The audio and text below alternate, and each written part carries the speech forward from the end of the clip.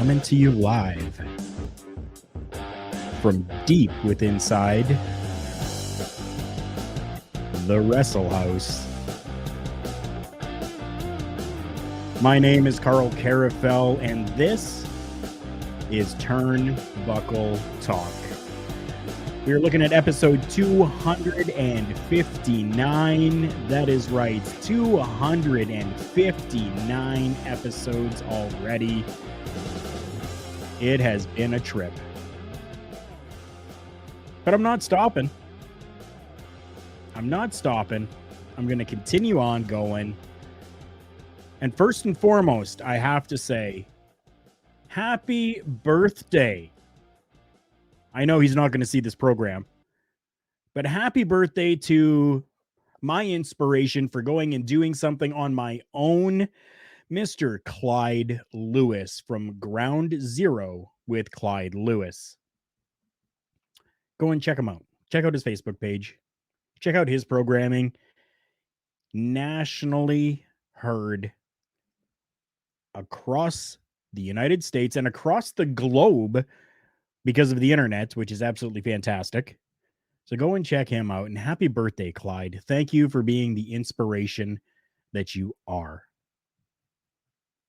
I got a little something special here for everyone today.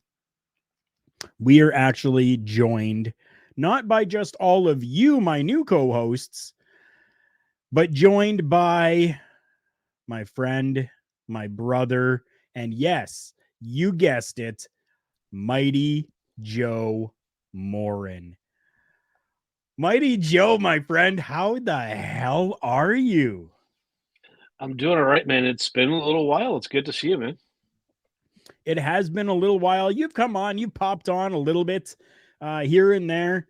Ed, it's Turnbuckle Talk time with Karl. And this week, that way, Mighty Joe. Ed is a constant on this program. I absolutely love this guy. And if you guys have not heard anything from Ed, make sure you stick around after this. 10 p.m. is going to be start the double header of NWA Power Out and then NXT, like a cup of tea, NXT. They're going to spill the tea over on NXT. So this program was titled Standing in the Hall of Fame. And I took that inspiration, yes, from that song that I can't even remember who did it now. I had it. I just had it and it's gone. Too many concussions. Standing in the Hall of Fame. Yeah, we're going to talk some Hall of Fame today because there have been some interesting developments when it comes to Hall of Fames. Pluralized. Ooh. Before we talk about some Hall of Fames, we're going to talk a little bit about what Mighty Joe wanted to discuss this week. And that is one Mr. Cody Rhodes and the entire situation that has happened with Cody. For those of you that don't know, Cody and Brandy have not re-signed with AEW, with All Elite Wrestling. Instead, they have decided to leave the company. Now, most people think that there was issues with other owners and management and stuff like that. I can tell you that I don't think that there really was, considering all of them pretty much lost their management positions within the company. So we're looking at Kenny Omega, the Yeah. Young Bucks, Cody, all of them essentially are just talent now and not really management within the company. Joe, I know that you scour the internet for different things. Please tell me what you have found in regards to this Cody Rhodes and Brandy Rhodes situation. It could be any number of things going on, man. Like, I mean, my initial thought, of course, being somebody who's followed wrestling for I've lost track of how long now, is that it's a work right off the hop, right? That's my first inclination. I mean, I was not aware, keeping in mind that my perspective and my insights into the wrestling business has changed a lot because I've kind of distanced myself a little bit from it. But I do Yeah. still try to pay attention to the big going ons, and this is definitely one of those things. But I mean, the more that I kind of see about it, the more I'm doubting that that's the case and that there is something else going on. I mean, of course, first thing that's on the tip of everybody's tongue, if it's not, hey, it's a work, he's coming back, it's immediately the WWE, right? It's obviously still they're the biggest company in the world, so hey, he's going to go back there, right? I don't know, man. I honestly think that anything is fair game. You could see Crockett Cup, you could see him show up at Ring of Honor, you could see him show up in New Japan, Impact. I know everybody is quick to hop into that WWE bandwagon, but I don't think so. I really don't think so. Considering everything that happened from the beginning, from the inception of AEW, leading all the way up until now, with how Cody was. Okay, so this is coming, and I'm quoting in my own words what has been said from Kenny Omega. Kenny Omega has come out and said that it was not Kenny Omega or the Young Bucks that wanted this war, that it was Cody who wanted to go to war against the WWE. Yeah. Keeping that in mind, do we really believe that Cody is going to go back to a company that he has worked so hard to destroy?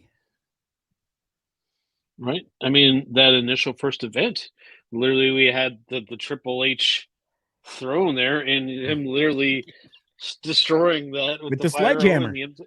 right. So, it's the type of thing where, and I know others have done this, where they leave all disenfranchised and jaded and all that kind of stuff, and then coming back, and then of course my first inclination is why? I mean, it's the literal definition of insanity if repeat the same thing and expect a different result every time, right? Right. So it's the type of thing. Does he really want to go back and be a mid card guy at best? I mean, nothing against Cody. In my humble opinion, he was never that number one guy. Cody he just isn't that. And I apologize to all the Cody Rhodes fans out there. And I'm not an anti Cody Rhodes person. I just don't think that he's not that top company guy. A good talker, great worker in the ring, but just never going to be that top tier. Right. And I mean, I'm a Cody Rhodes fan. I do like his work. But even I will say that Cody Rhodes is a transitional IC mid card at best, unfortunately. Right. Even with that Rhodes name, yeah. He Ed, ain't Dusty. I'm not sure exactly what Ed means here. A wild Might Ho appears. A wild Might Ho appears. I think he either meant to say Mighty Joe or he meant to say Mighty Ho, because I have made that mistake before on this network. I think it was a blowing up stream, and I get the H is right next to the J. I have made that same mistake, my friend. Right. Oh, Ed, I love you, man. Ed saying that he will be watching on catch up tomorrow because he has programming that he needs to watch for his show, NXT, coming up. So yeah, it's very interesting, this entire Cody and Brandy situation. Now, something that kind of ran through my mind a little bit is we do know that yeah, Ed meant Mighty Joe. He says, oops. Oh no, Mighty Joe. Thank you. So we do know that the WWE has really tried to hold on to a lot of the roads, not just name, but character, likeness, all of that, because Dusty was a staple in the 80s, in the 90s, and then was huge and very instrumental when it came to NXT in the beginning black and gold days. So here's a thought for you. Cody wants everything that he can possibly grab from his daddy, from his daddy's name, his daddy's likeness, everything that he can grab. Now, what if he had a meeting with Vincent Kennedy McMahon and Vince McMahon says, I will let you have anything Rhodes that you want, but I want you for a 1-year contract and you can't say shit about anything we do with you. Wow. I like where your head's at, and I like the idea. I don't see it happening where I personally see him landing, and it might seem a little out of left field or a little obtuse or whatever you want to word it. I think that Cody is part of that relaunch of Ring of Honor. I agree with that. I think he's gonna do that so that he can work the NWA if he wants to, work New Japan if he wants to, right? Yeah, I can definitely see that. I think it would be a fantastic addition to the Ring of Honor roster. Considering, I don't know if you know, Joe, but in Impact Wrestling right now, they've got a group there called Honor No More, including Mike Bennett and Vincent, PCO. Now, are we going to see those guys go back to Ring of Honor after this entire thing? See, I don't know.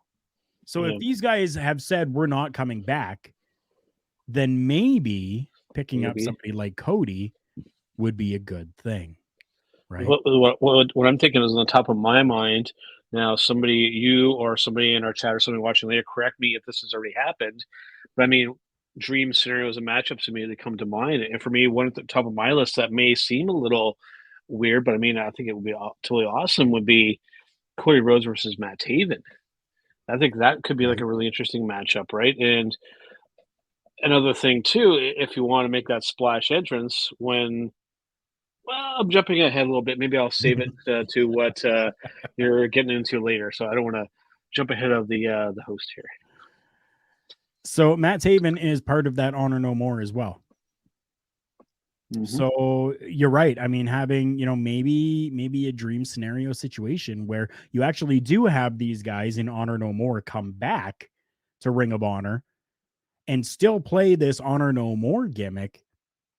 But then you have your staple in Cody, who then has this feud with them, maybe, brings in some of his own guys like Silas Young, Jonathan Gresham, possibly, right? You start building up this thing and have a little faction and a little to-do between all of those. So that's a really good idea too. I think it's a good recognizable name to kickstart the Ring of Honor stuff again. Will it happen? I hope so. Will they actually do it or not? Remains to be seen, my friend. Never say never in the world of professional wrestling. We're going to come up to just a quick little break here. Things have changed around here a little bit. And yes, even the way that the program is done has changed up a little bit as well. So with that, we are going to take just a quick break to hear from some of our sponsors. Promotional consideration paid for by the following. Wrestling, a love and a passion we all share. I've started a wrestling brand, the wrestling brand. A brand founded on the aspects of wrestling. Two entities working together to create a product that connect emotionally for people everywhere. Collar and Elbow is the brand. Passion and love for wrestling is the drive. I am Al Snow, and this is Collar and Elbow, the wrestling brand.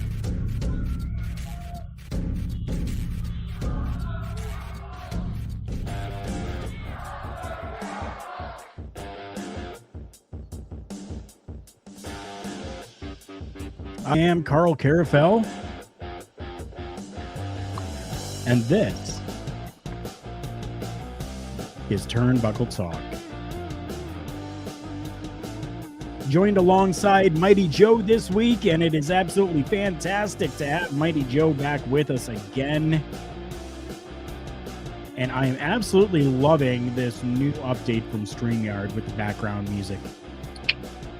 It is fantastic. You just heard there from Collar and Elbow Brand, from Al Snow over at Collar and Elbow Brand. Check them out, collarandelbowbrand.com. While you're there, when you make a purchase, and yes, things might seem as though there isn't very much stuff there right now. I think they're going through a little bit of a change over there as well. So there are 11 different shirts there for you to choose from. But you can get a discount when you use the promo code JKPodcast at the checkout, and you're going to get yourself 10% off the order. That's right. Mighty Joe is wearing the mirror. I'm wearing the mirror sweater. I've got my hat on as usual. And this guy here, Supersonic X 1991. Good evening. How are you doing? I'm doing great, and I am so happy that you were able to pop in and drop by for this episode of Turnbuckle Talk with Mighty Joe, a returning for an episode, Mighty Joe. Now, we've talked a little bit of Cody Rhodes, and now we're going to move on to the rest of the program, which talks and deals with Hall of Fames. Yes, pluralized. But first, we're going to talk about a Hall of Famer in one of Mighty Joe's favorite, Stone Cold Steve Austin. So it's being reported and speculated that the WWE has reached out to Stone Cold for a match at WrestleMania. Now, speculations right now is that it is going to be a matchup against Kevin Owens.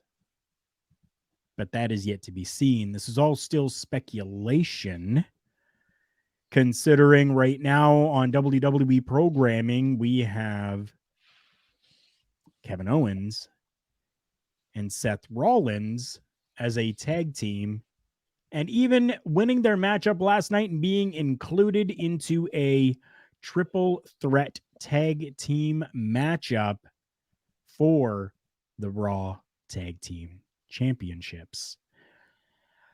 So while this news of Stone Cold Steve Austin making an appearance to wrestle at WrestleMania, the most stupendous show, as they're touting it, it's yet to be seen who he will actually be going up against. Joe, this is where I throw it over to you because I want to hear, and I know that it's been a while since you've watched WWE programming, but you do know some of the names that are still there. Who do you figure would be a good fit and a good matchup for Stone Cold at WrestleMania? Before you give your answer, anyone that's watching as well in the chat, leave your answer in there as to who you think Stone Cold would go up against in a good matchup at WrestleMania. Mighty Joe, take it away. So I'll preface this with saying that I am probably one of the biggest Stone Cold Steve Austin fans out there. And I mean, who in our age group and from the time watching era isn't, right? I mean, he was literally the guy with the exception of The Rock during that time period that really brought wrestling to the mainstream and brought to the schoolyards and into just everyday conversations with a lot of people, right? And that is to be applauded. When looking at this, we really need to put things into perspective because, like I said, don't get me wrong, I love Stone Cold Steve Austin. Nothing would make me happier to see him go into a wrestling ring and do his thing. But there is a big but here, Karl, and then that's not what I'm talking about. People, get your mind out of the gutter. Stone Cold retired in 2003. It has been 19 years since this man has stepped into a ring. And to the best of my knowledge, nobody has ever returned after that long of a time away from the wrestling ring. I could be wrong. Somebody proves me wrong. Please put that in the comments or something for this episode. And, Karl can address that later. But I am one of the biggest Stone Cold Steve Austin fans out there. And who would I like to see him as a point of WrestleMania? Nobody. Really? Because I don't want to see it. His legacy and everything it's one of the most enduring ones in the wrestling business. With there's some other ones that rank right up there. With your Shawn Michaels and that kind of stuff, and your Undertakers and your Ric Flairs and all that kind of stuff. That there is a point in time where you just need to be like, okay, no more, right? There is nothing left for him to prove inside of a wrestling ring. For him to come back and do like a segment like a Piper's Pit or something like that, fantastic. I am all for that. Have him chug some beers and do a stunner. I am totally cool with that. But to do a full-on match, I don't want to see it. And that may sound terrible, but I don't want to see this legacy tarnish. And I think that if he were to do like a 10, 15 minute or longer match with somebody, I don't see it being good. I think the only way that I could possibly see it being good, and yes, okay, Kevin Owens would be absolutely fantastic. So if that's true, I know that it would be a great matchup. And the only other name that I can really think of that I think would do Stone Cold justice is Sami Zayn. I think Sami Zayn can definitely sell the way The Rock has done for Stone Cold in the past. Now, you say that you don't want to see it. And I know that a lot of one people... exception. Okay, you go ahead with that. Go ahead. With one exception. I will make one exception. It would have to be a very short exchange. And this person is actually not a stranger to this certain scenario. And you actually mentioned his name, Karl. I would be perfectly cool with a very short, very abrupt, hard-hitting interaction with The Rock. If they were to do a thing where it's like, okay, we're going to have a quick impromptu match, they hit their signature moves, done, fine. But with Steve's, I will never lose that image from my mind of him taking that pile driver from Owen Hart. I mean, there's literally hardly anybody that can completely bounce back from that, Karl. Right. I don't care to see like a full-on match, a little quick impromptu thing with The Rock, or even like a Sami Zayn or Kevin Owens, fine.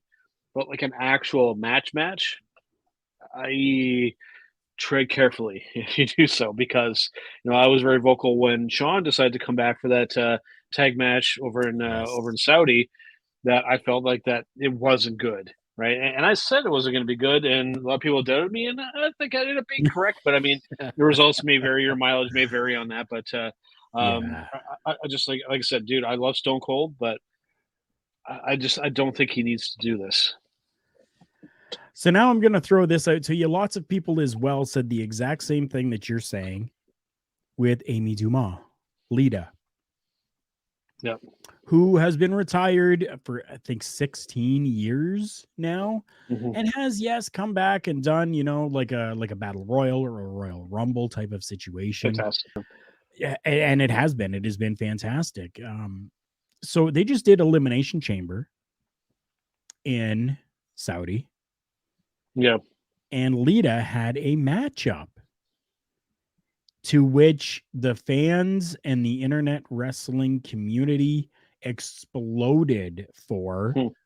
And she kicked ass and made that shit look good for not being in there for 16, I believe it's 16 years. I was blown away, and I would love to see more. JPJ, I love you, man. Coming in here saying her and Becky ruled. You're right. They did.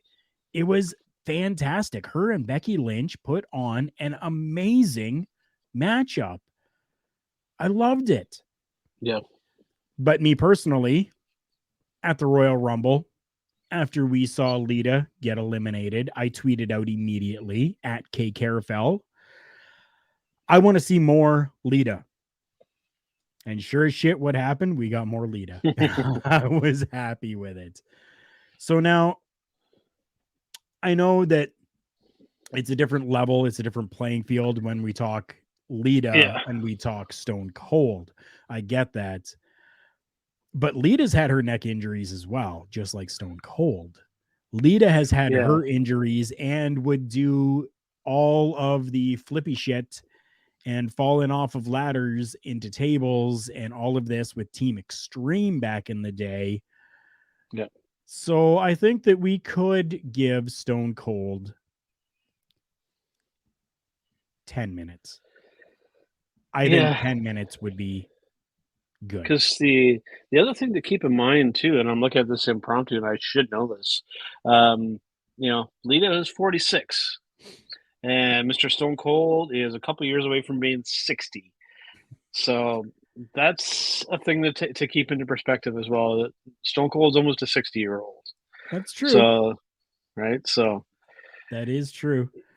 Yeah. Yeah, Supersonic coming in here saying that Becky and Bianca Belair had a great promo last night. I will have to go back and rewatch it because this is going to be my little vent for this episode right now. When The Miz came out and declared that his tag team partner at WrestleMania to take on Rey Mysterio and Dominic is going to be Logan Paul, I turned my television off and went to bed. Are you serious? Yes, I'm serious. Yeah, legit 100%. So, right? That's exactly what I did. I couldn't take. I turned my television off. I was done. God. Gone. I get it. I said the same thing about Bad Bunny, right? And I was somewhat proven wrong there. But I mean, the Logan Paul, those brothers, man, good boxers, but stay the hell away from professional wrestling, please. Stay away. Right. I agree with that. I definitely agree with that. I do not want to see it, to be honest. I don't. No. I don't. Yeah. So yeah, that's Stone Cold. Our talk about Stone Cold. Go ahead, finish off there. The only thing worse than that, like especially if you had both of those Paul brothers, I guess the only ones that could be worse are those Island Boys. Oh.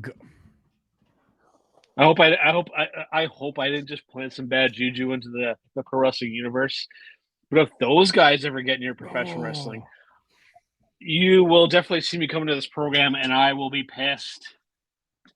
Anyways, I digress. Oh my goodness. He will be a pissed off boy. A pissed off boy. Yeah. Oh my God. I don't want to see that either. No. Not at all. Please. Coming up to our next little break here, we have actually got a a little promo photo that I'm going to put up here. And while it is up, I'm going to do a little bit of explaining as to what is happening and going on. So we're moving, kinda. The programming on Love Wrestling, all the live content will now be available at twitch.tv/Love Wrestling CA starting March 1st. That is all Love Wrestling live streamed programming over at twitch.tv/Love Wrestling CA. So if you are not part of the Love Wrestling Twitch, please go over there so that you can continue to see live all of the programming. Now, we're not cutting it out totally from all the other platforms because it will be released given about 24 hours-ish after the live stream happens. Then it will be released out to different Facebook pages, YouTube pages, all of those different things. So as you see there, programming like Between Two Beards, my good friends JPJ and Pluggo, NXT, TEA, NXT is going to be doing the same thing. Power Out, Blowing Off Stream, Quizplex, all the programming that is live is going to be moving come March 1st. So make sure you go and subscribe to twitch.tv/Love Wrestling CA to stay on top of it and keep all of the content going live for you.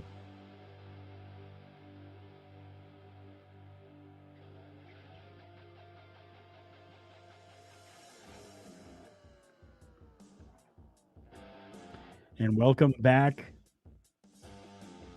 to this edition of Turnbuckle Talk. I am Karl Karufel. You can interact with us by using the comment section on this program. Unfortunately, we do not have a call-in situation, which would be fantastic. I would love if we did, but we're not quite at that level just yet. But the level that we are at is anyone that wants to interact. Use that comment section, and that's where we can discuss. So Hall of Fames. I don't know if you've heard this yet or not, Joe, but Ring of Honor has started their own Hall of Fame. And I don't know if you know who has been included in there. So we're looking at the Briscoe brothers, Samoa Joe, Bryan Danielson, and the latest, and I do understand correctly, the last inductee, CM Punk. You want to talk about a stacked Hall of Fame? That is it right there. We know Samoa Joe, Bryan Danielson, CM Punk, they have all gone and left from Ring of Honor, went on and did things with the WWE, did good things with the WWE, has worked for other promotions as well, with Bryan Danielson working for AEW, currently CM Punk as well. Samoa Joe kind of out there right now. I mean, the Briscoe brothers, a staple of Ring of Honor, and I am so happy that they are included in that first ever lineup. What do you think? Give me your thoughts here, Joe, on this Ring of Honor Hall of Fame. For the first one, it's perfect. They hit the nail on the head with every single one of those. The Briscoes, OGs from day one, have been with that company. Bryan Danielson, Samoa Joe, and Punk, all ones that were very pivotal in the very early days of Ring of Honor to really bring it even into fans' awareness, due largely to those guys. So, I mean, absolutely perfect pick for every single one of those. Love it. If there was anyone that you could add as a fifth inductee, who would it be? There's only one name. Only one name. Okay. And that's Jay Lethal. Yeah. Right. Jay Lethal. Yep. Right. I mean, outside of Impact, I mean, another one of those guys where it was just he helped carry that company for a good amount of time. I forget exactly how long that reign lasted there, but I mean, he was their champion for quite a long time and really took that company and put it on his back and carried them through some tough times there. So I would definitely like to see him added. And the only other thing that I would add to loop back to what we were talking about earlier with Mr. Cody Rhodes, if you wanted to do some shenanigans and some fun, when Mr. Phil Brooks or Mr. CM Punk is doing his acceptance, even if you just have Cody just kind of like appear and be like, do I know you from somewhere? Right. Now, I don't know what kind of working relationship exists between Ring of Honor and AEW, but I mean, a matchup between Cody and Punk in Ring of Honor, I would tune in for that. Sign me up for that. I agree with that. I really do. So, I think for me, and yes, I do agree with Jay Lethal. But what about Sumi Sakai? oh, the women's side, absolutely. Right? Absolutely. Yeah. Sumi Sakai, part of the Women of Honor, in the first matchup that happened where she defeated Simply Luscious back in 2002 on the road to the title show. That was the first women's match in Ring of Honor. Sumi Sakai. What an unlikely champion, eh? Right? Yeah. Right? But there's been some other great names that have been in there for the women's division as well. I mean, you're looking Mandy Leone, Deonna Purrazzo, Awesome or Amazing Kong, she was known as then. Awesome Kong, Amazing Kong, Mickey James, Mischief, Sarah Del Rey, Daisy Hayes. So many of these different names. Kelly Klein, Taylor Hendricks, Veda Scott. Some good names there. So many, right? Yeah. Allison Danger.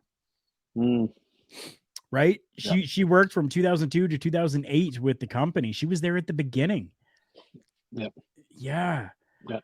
Yeah. So many good names. And I mean, it'll be very interesting to see who they actually bring in for the women's division. I'd like to see them induct at least one woman with this group as well. I don't know if this is the entire set list, but I think you got to include one woman in there, and I think your pick is definitely the right one. I think so as well.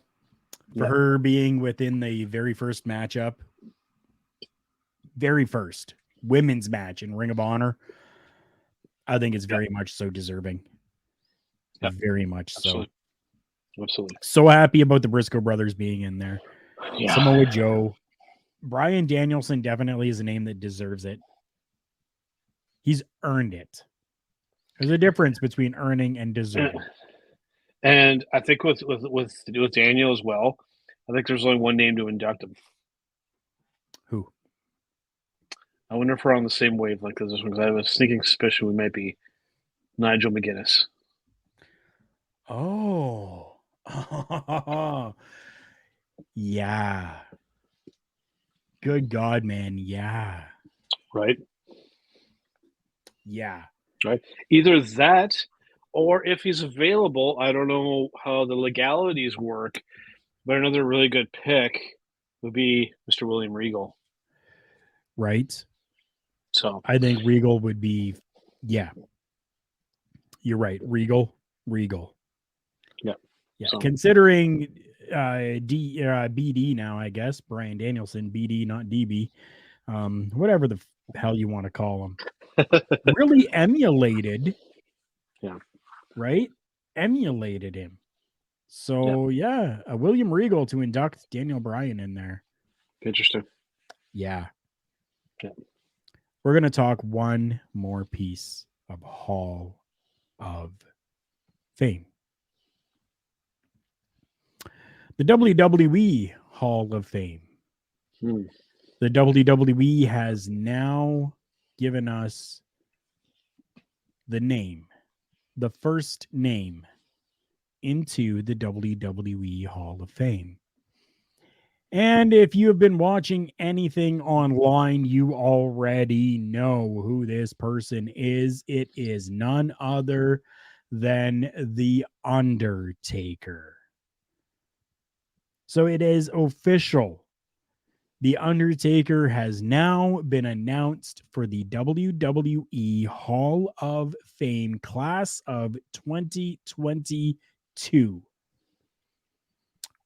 I love it and I hate it. I love it because, yes, it's The Undertaker. And yes, definitely, I agree it is time. And he even says it's time.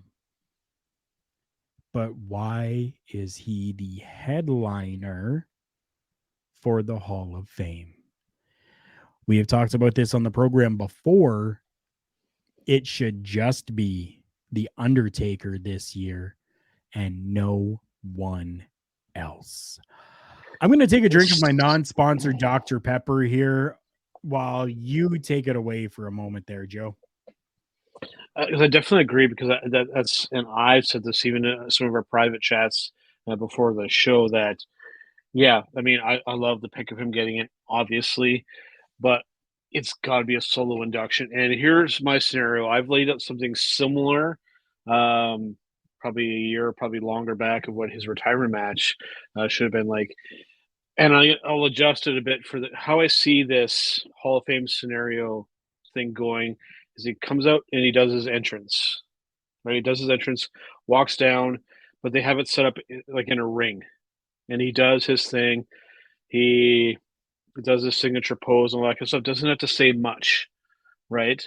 And then you have somewhere at ringside, you have the bike. You have his motorcycle set there so that he can come back up the ramp to the American Badass music or whatever like that. But then the kicker then is you have everybody who he's faced and everybody who was instrumental in his career, opponent wise or partner wise, lined up along that ramp going back up. And then you have him ride up like that, and you have him like high-fiving and like at every single person as he goes back up, does the pose at the top of the ramp, and then maybe even like gets off the bike and then leaves his stuff there and then drives out. That's the scenario I would set up if I was setting up this Hall of Fame induction. That's how I would go about doing it. I think that this should be a situation of this is your career, where you have members of the WWE roster who have worked with The Undertaker. So we're looking at like AJ Styles does a little video package for Taker. Then we get Glenn Jacobs, Kane doing something, Triple H, Shawn Michaels. Get all of these people that you can to leave a little bit about The Undertaker and his career and how he was pivotal in their career. Yep. You do that, you can make the entire night just that, running video packages while Taker sits there and is watching. You have a camera on Taker because I guarantee there will be some emotions that come out through all of that. And then you include names like Rodney or Yokozuna that he did great stuff with that is now not with us. And you include into video packages some of these things. And then you can even have members of the roster come up on stage to make speeches for Mark Calloway or The Undertaker. Something like that. A night to honor the dead man. That's how I would love to see things go. Very similar to what I had kind of pitched. Mine may be a little bit more elaborate there, but I'd say a combination of my idea and your idea. I think you could do all that while he's in the ring. You do all those packages, but then you have someone actually come out to anybody who's Yeah. available to actually come there in person, right? To as he's going back up that ramp on the bike. I mean, they could do something really really cool here, Karl. But between you and I, everybody watching here, do we have faith that they'll actually do something really cool for him? Because if they do this wrong, If they do him oh, dirty, lots of people are oh, going to have something to say about it. because you can make the argument that he hasn't had a proper retirement match. You could make that True. argument, True. right? Which I'm already disappointed by. They better not do it wrong, man. They better not, right? The only way you can do it properly is you have to have it all be about him. It's diluted if there's anybody else. I Sorry. definitely agree. No, I definitely agree with that. 100% I do. The Undertaker needs to be the only inductee into the WWE Hall of Fame class of 2022. We're going to take one more quick break here to hear from another one of our sponsors, and we're going to be right back. Support for Turnbuckle Talk, as heard on Love Wrestling, is brought to you by Manscaped. Who is the best in men's below-the-waist grooming champions of the world? Manscaped. Manscaped offers precision-engineered tools for your family jewels. Manscaped just launched their 4th generation trimmer, the Lawnmower 4.0. You heard that right, the 4.0. Join over 4 million men worldwide who trust Manscaped with this exclusive offer for you. 20% off and free worldwide shipping with the code LOVEWRESTLING at manscaped.com.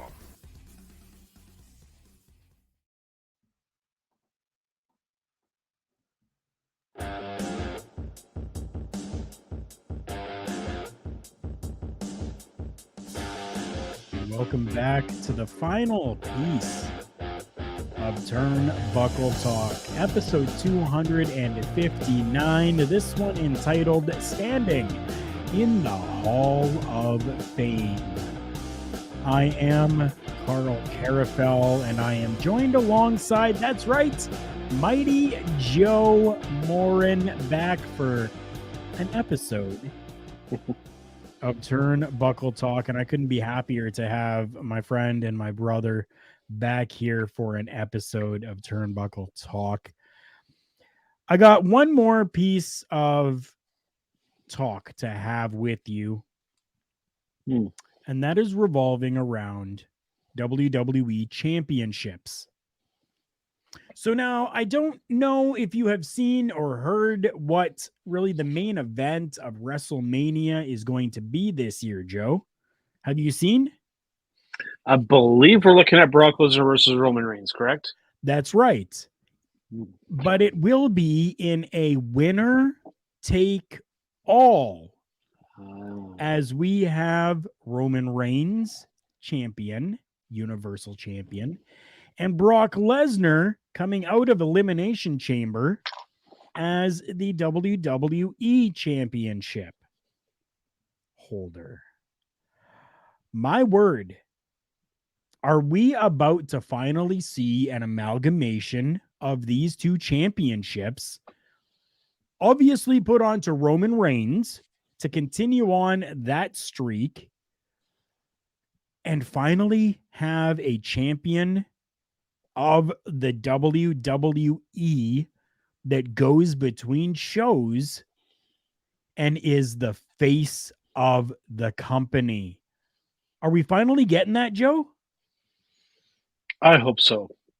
It's time to, because I've always been of the train of thought that I feel like it's diluted, using that term twice in one episode here. That's diluted to have two world champions for the same company.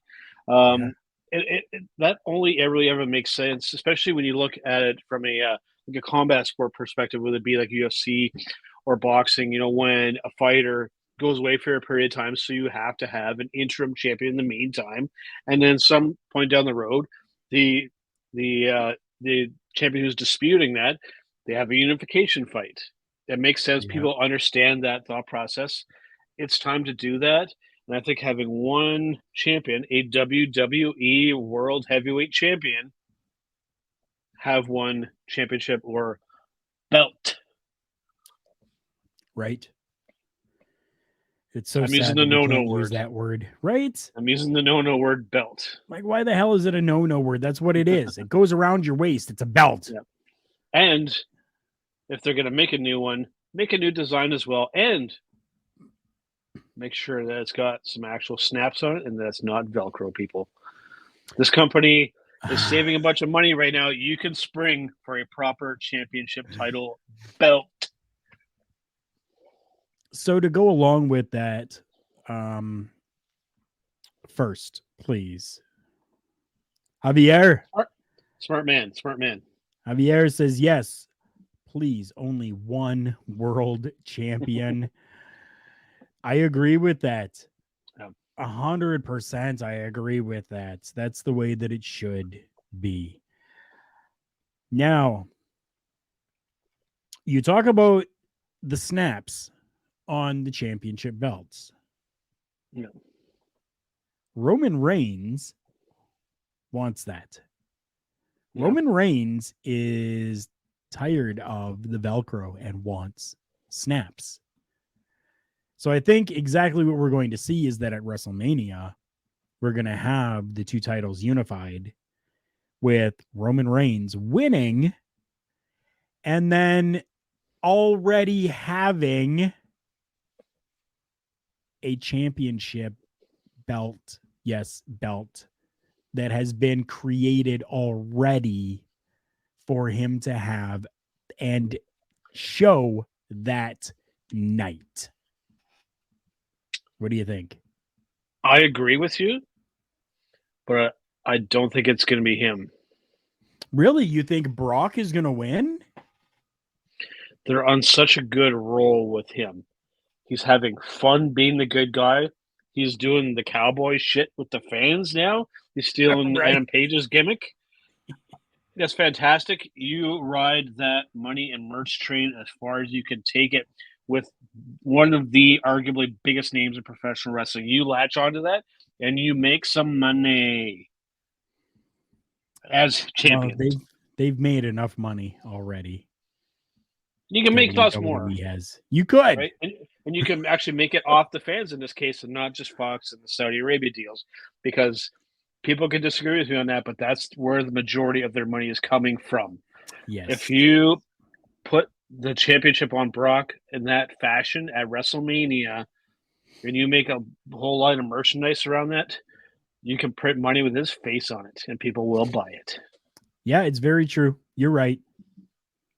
I don't think that they're going to go that route, though, because Brock has been that champion that comes in, holds it, gets rid of it, comes in, holds it, gets rid of it, comes in, holds it, gets rid of it.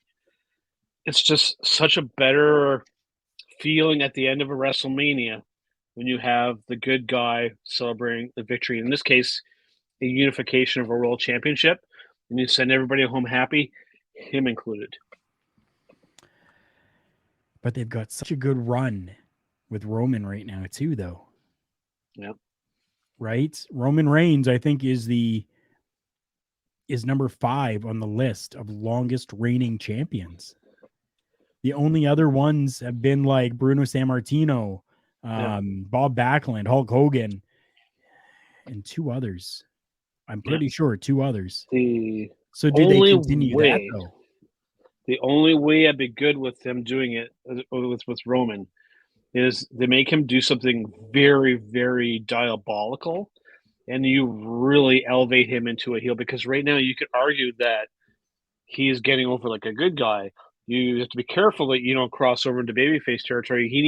If he's going to win a WrestleMania and win a unification fight, he needs to do it in dastardly fashion, and people should be wanting to lynch him in the parking lot. Yeah, you're right. You're right. Right. 100%. 100%. Yeah. Wow. I'm excited for this matchup at WrestleMania. I definitely am. Because of this, because it's champion versus champion, because it's winner take all, they have grabbed my interest. And I can guarantee you I will be watching WrestleMania. Yep. It's WrestleMania. I mean, as shitty as it has been in the past, whatever. It's WrestleMania. I always watch it. As I'm sure you will probably catch what you can of it too. Especially if a Stone Cold is there, that might grab your interest. Maybe. No, that's assuming that I don't have to work my day job on WrestleMania, but we'll see. We'll see, man. Definitely. I mean, it's been absolutely fantastic having you on here, Joe. This has been great. I haven't had the ticker up here, but I am going to put it up here now because I do not want to forget about all of you. All our amazing fans and supporters down at the bottom in that ticker. Ooh, yeah. Thank you. I was looking up there. It's not up there. Thank you to all of you. You have been fantastic in keeping this program going. Thank you so much. And we do have a few other people to thank here as well. We've talked about Collar and Elbow brand, where you can get your 10% off using promo code JKPodcast. We have talked about Manscaped, where you can get 20% off when using the promo code LOVEWrestling.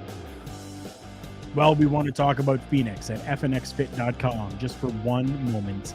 If you're looking for health supplements or even some workout gear, go and check out Phoenix at fnxfit.com. While you're there, use the promo code TBTalkPod. You're going to get yourself 15% off your entire purchase. Thank you so much to StreamYard for giving us this amazing platform here to be able to bring you these video podcast shows. And if you haven't yet, I got 2 places for you to go. Twitch.tv/LoveWrestlingCA, because that is where, starting March 1st, all live content will be available there. Live content will be available there. Make sure that while you are on all of these different socials that you are leaving some likes and some love. And the last place that I want you all to go to is YouTube and look up Turnbuckle Studios, because that is my little place on the tube of views. And I would love for you to go over there, subscribe, click that notification bell, because I do different programs on there. Not just Turnbuckle Talk, but I also do Karl Karufel Unboxes, where monthly I unbox the latest pro wrestling crate from ProWrestlingCrate.com. This has been an amazing episode for Mighty Joe and for myself, Karl Karufel. Thank you so much for joining us, and we will see you on the next one.